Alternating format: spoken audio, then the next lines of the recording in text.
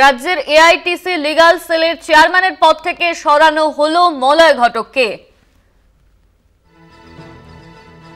আমাদের সঙ্গে ফোন লাইনে রয়েছেন আমাদের প্রতিনিধি পীযূষ কান্তি নাগ। পীযূষ দা, রাজ্যের এআইটিসি লিগ্যাল সেলের চেয়ারম্যানের পদ থেকে সরানো হয়েছে মলয় ঘটককে। দেখো, রাজ্যের অল ইন্ডিয়া তৃণমূল কংগ্রেসের যে লিগ্যাল সেল, সেই লিগ্যাল সেলের চেয়ারম্যান ছিলেন আইনমন্ত্রী মলয় ঘটক।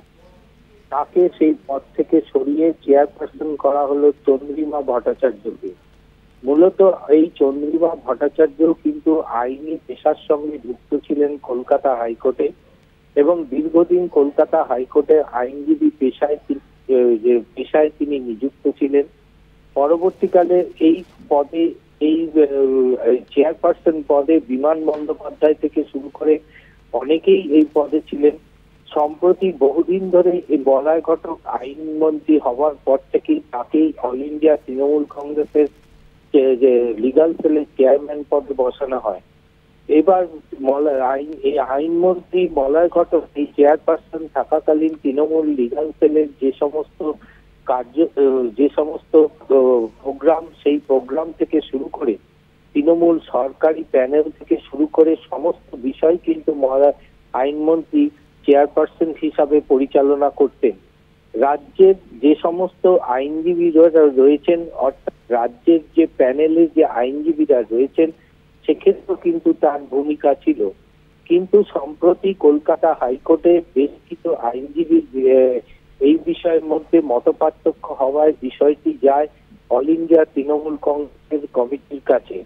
অবশেষে তৃণমূল কংগ্রেসের সুপ্রিমো মমতা বন্দ্যোপাধ্যায়ের নির্দেশে নতুন চেয়ারপারসন হিসাবে নিযুক্ত হলেন চন্দ্রিমা ভট্টাচার্য এবং চন্দ্রিমা ভট্টাচার্য এখন থেকে অল ইন্ডিয়া তৃণমূল কংগ্রেসের যে লিগ্যাল সেল রয়েছে, সেই লিগ্যাল সেলের চেয়ারপারসনের পদ সামলাবে।